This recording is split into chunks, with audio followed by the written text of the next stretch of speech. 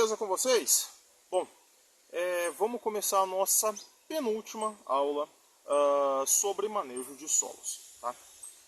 Relembrando, pessoal, só para finalizar, porque essa última aula que eu vou estar falando claramente para vocês, né, o próximo vídeo, no caso, já é o preparo mesmo do solo. Hoje eu acho que vocês conseguem entender como é um pouco diferente pensar em plantar alguma coisa. Eu acho que se você assistiu todos os vídeos, você viu que você precisa de uma análise de solo, você precisa entender o que está dentro daquela análise de solo, você precisa pensar na matéria orgânica, na calagem, na gessagem. Tem várias coisas que você precisa entender antes de querer plantar qualquer coisa. Não é simplesmente ir lá na agropecuária, pegar uma muda de alface, colocar no chão e deixar, vamos dizer assim, a Deus dará, né? Ou jogar o esterco, jogar alguma coisa e achar que vai produzir. Em começo você vai produzir sim, você vai produzir ele algumas vezes, só que depois você vai acabar, vamos dizer assim, você vai acabar danificando o seu solo e você não vai mais conseguir produzir o que você está esperando, tá? Esse canal, na verdade, a gente justamente criou ele para isso, né? Para poder explicar um pouco para as pessoas como que funciona o cultivo, não só de pimentas, né? A gente já falei várias vezes, mas a gente tem grupos de pimentas, né? Eu tenho quase 20 grupos aí que eu participo de pimentas. Tem o grupo de hortas também, eu participo de quase 40 grupos de horta, aí, tanto no Facebook como no WhatsApp. Então, a gente sempre está passando aí para dar uma assessoria, para dar uma ajuda, né, para vocês. Bom, mas vamos lá. Sobre hoje, né, no caso, a aula vai ser sobre micro-organismos, tá? Para quem viu a última aula, eu falei que eu ia separar a parte de matéria orgânica em duas partes, né? Já falei da outra parte de matéria orgânica, agora a gente vai falar sobre micro-organismos do solo. Bom, pessoal, muita gente acha que o solo é composto de argila e matéria orgânica, e areia, né, no caso. Não é, tá? O solo, ele tem vida, tá? Uma das coisas que, vamos dizer assim, que fazem a decomposição, por exemplo, da matéria orgânica e transforma a matéria orgânica em adubo para a planta, é o micro-organismo, tá? Eu não vou falar para vocês quais são os micro-organismos que tem no solo, o que cada um faz, porque senão isso aqui vai ficar enorme, tá? Então eu vou resumir apenas para vocês entenderem um pouco o que significa. Pessoal, a gente tem diversos tipos de fungos, bactérias, leveduras, actinomicetos e diversas outras coisas dentro do solo. Cada uma tem uma função específica, tá? Tem uma que dá um pouco mais de porosidade, tem uma que ataca a matéria orgânica lignificada, que são os galhos maiores, mais grossos. Tem outros que atacam a matéria orgânica mais fácil, né, de decompor, uma folha. E tem a parte que já está no segundo processo, né, da parte de decomposição. Então, assim, o solo ele é uma estrutura de fungos, bactérias e outras coisas que a gente não pode destruir, tá? O uso indiscriminado de alguns tipos de herbicidas, fungicidas e inseticidas acaba assim prejudicando o solo, tá?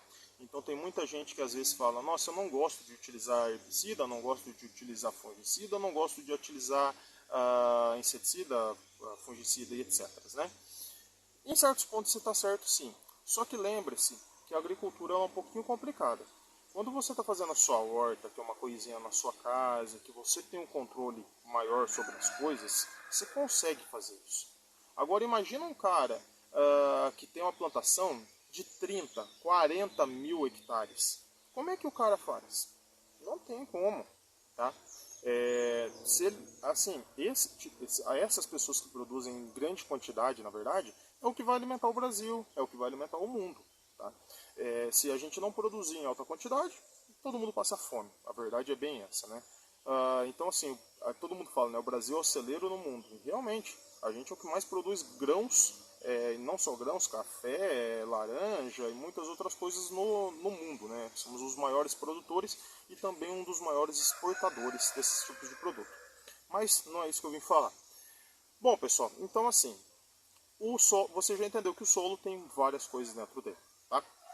Quando você vê o próximo vídeo que é o de preparo do solo, você vai ver que eu faço uma vala.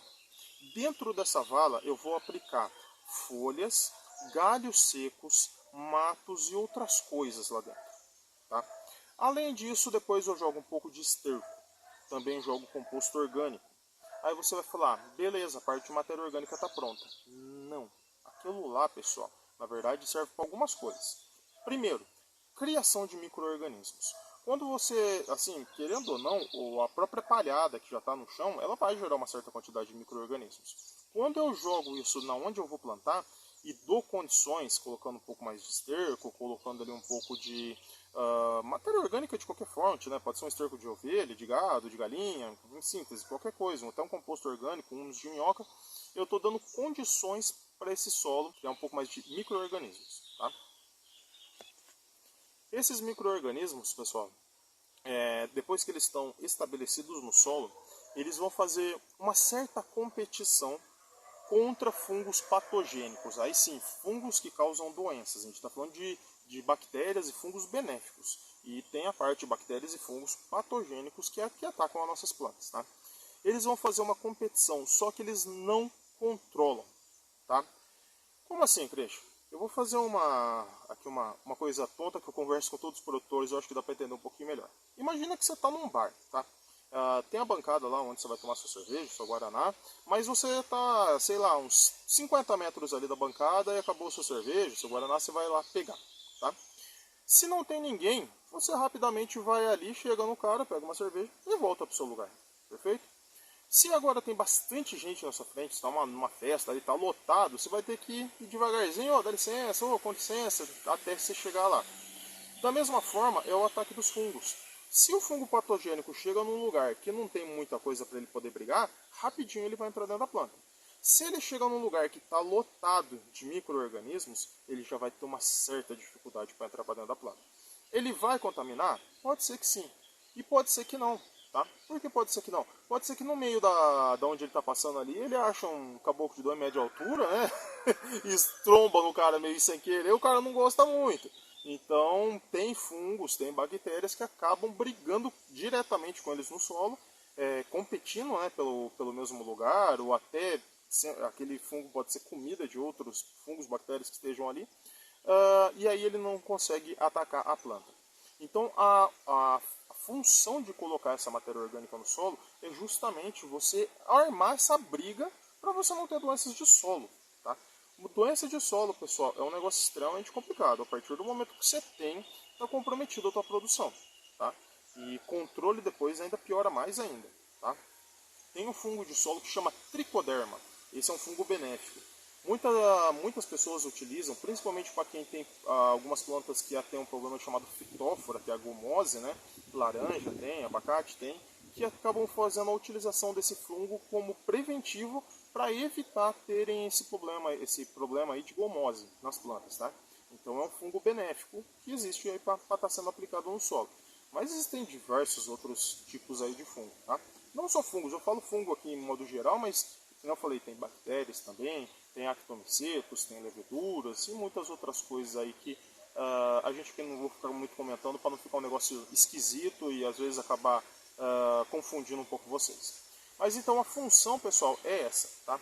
É colocar ela ali para ela aumentar a quantidade de micro-organismos no solo.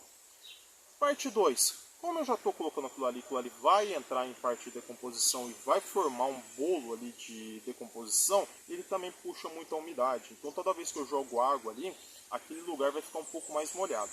Aí a pessoa vai falar assim, Christian, mas a pimenta não gosta de água. Tá. A primeira coisa que eu vou falar para você é o seguinte, toma cuidado com isso.